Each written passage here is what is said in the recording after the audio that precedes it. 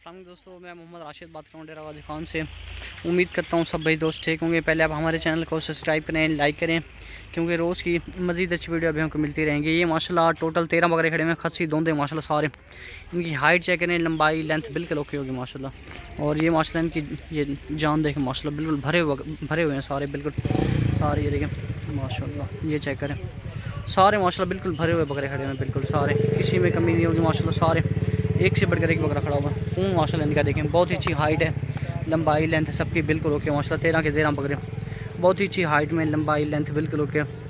और सारे माशाल्लाह 4 से इकट्ठे, खूबसूरत चीज़ें, बिल्कुल एक से बढ़कर एक चीज़ है माशाल्लाह।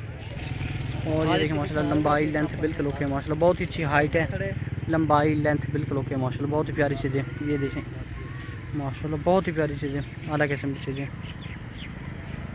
माशाल्लाह, बहुत ही प्यारी चीज़ें। डबल हेडी में सारे, ये देखें भरे हुए बकरे हैं सारे माशाल्लाह, मोटे बकरे, बिल्कुल खून चेक करें माशाल्लाह इनका, बिल्कुल बहुत ही प्यारी चीज़ें माशाल्लाह, बहुत ही प्यारी।